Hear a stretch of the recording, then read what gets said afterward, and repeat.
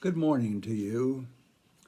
I want to share with you what I'm calling this morning are life-giving principles. They are some statements that Jesus made in his teachings, in his sermons, in his speaking, that present us with some life-saving ideas and topics, an opportunity to take into ourselves and to be empowered by the truths that he sets before us.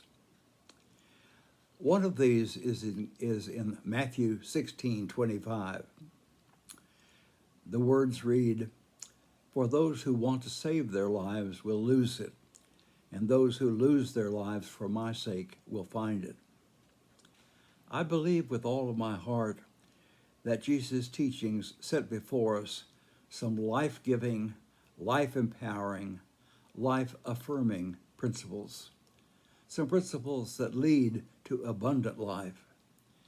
Every one of Jesus' teaching points us in that certain directions, which gives us life-giving principles. On the other hand, the opposite of that is true.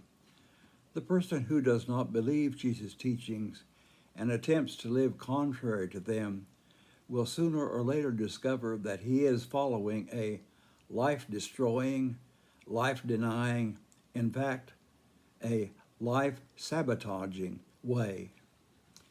One day many years ago, I was sitting in my study and really feeling down, really feeling blue.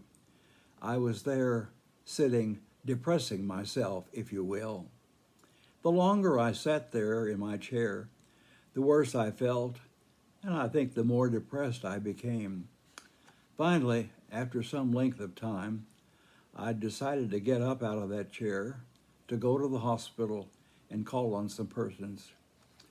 After making the hospital calls, I suddenly realized what had happened. For me, I had followed Jesus' principle of giving my life away for his sake, and thereby finding life and being empowered to live, giving away a part of my life. My life had been empowered by what I did. As I look back on that singular experience, I now know and feel that I participated in Jesus' gift of salvation by following his life-energizing, life-empowering, life-giving principle. Another life-giving principle, if you will. No one can serve two masters, for a slave will either hate the one and love the other, or be devoted to one and despise the other. You cannot serve God and wealth. Here is another of Jesus' life-giving principles. You cannot serve two lords, two masters. You simply cannot do it. The person who tries to do it will, sooner or later, discover that he has followed a way of living which is life-destroying, life-denying, and life-sabotaging. Another life-giving principle, if you will. Jesus says, "You have heard that it was said, 'You shall love your neighbor and hate your enemy.' But I say to you, love your enemies and pray for those who persecute you." Hating is a way of living which is life-destroying, life-sabotaging, and life-debilitating. Hating goes violently against the life-giving principle of Jesus. Love empowers, hate destroys. The Beatitudes, remember, Matthew 5:3 and following, like the first one, "Blessed are the poor in spirit, for theirs is the kingdom of heaven." The Beatitudes set forth Jesus' principles, life-giving principles, in this unusual way.